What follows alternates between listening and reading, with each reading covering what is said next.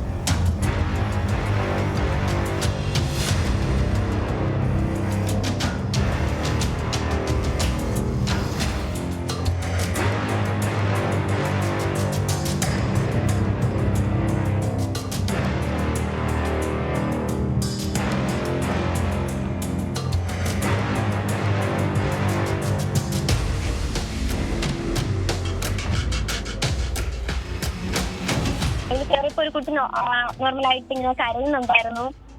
പിന്നെ എന്താണ് കാണുമ്പോ തന്നെ നമ്മുടെ മലയാളി ആണെന്ന് തോന്നിയില്ല. പിന്നെ എന്താണ് കയ്യിലൊരു ബാഗുണ്ട്, കയ്യിലൊരു 40 രൂപയാണെന്ന് തോന്നുന്നു. ഞാൻ കണ്ട 40 രൂപയാണ്. ഒരു ടിക്കറ്റ് കൂടെ ഉണ്ടായിരുന്നു, ബസ്സിന്റെ ടിക്കറ്റും. പിന്നെ വീട്ടിൽ നിൽക്കുന്ന ഒരു വസ്ത്രധാരണമായിരുന്നു. മുഖമൊക്കെ കണ്ടപ്പോൾ ട്രെയിനൊക്കെ നല്ല പരിചയമുണ്ട്. ഞാൻ ട്രെയിനിൽ പോകാറുണ്ടെന്ന് തോന്നിയപ്പോൾ ഞാൻ കരുതി എന്നും പോയിട്ട് വരുന്ന കുട്ടിയായിരിക്കും, എന്തെങ്കിലും കാരണം കൊണ്ട് കരയുന്നതായിരിക്കും നേരിടുകയാണ്. എന്നാലും ഞാനിത് ഫോട്ടോ എടുത്ത് വെച്ചിരുന്നേ ഉള്ളൂ. അന്ന് രാവിലെ 24 ന്യൂസിന്റെ ഞാൻ ലൈവ് കണ്ടുകൊണ്ടിരുന്ന യൂട്യൂബില്, മഴയായോണ്ട്. അപ്പൊ അതിൽ വിളിച്ചപ്പോഴാണ് പിന്നെ പോലീസ് തിരിച്ച് വിളിച്ചെന്നെ അറിയിച്ചത്.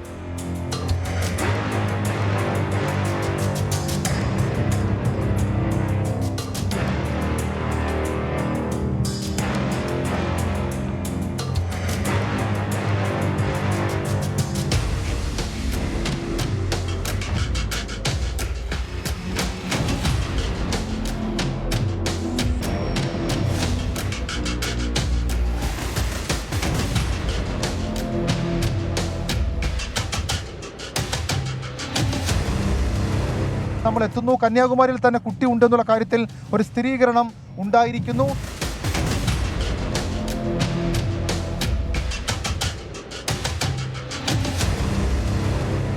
പുറത്ത് വെച്ച് കണ്ടുവന്ന ആട്ടോക്കാർ പറയുന്നുണ്ട്.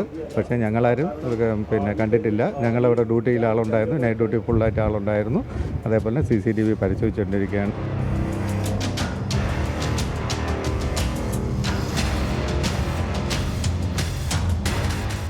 छह से 7 दिन पहले एक बार घर पे कॉल किया था, घर पे मम्मी के फोन पे। तब मैंने नॉर्मली ऐसे बात किया कि कैसे क्या खाना वाना खाया, ऐसे मतलब खाना खाया क्या, कैसे हो, नॉर्मली जैसे बात करते हैं। तब वो बहुत छोटा है और इसको हिंदी भी नहीं मालूम किसी तरीके से।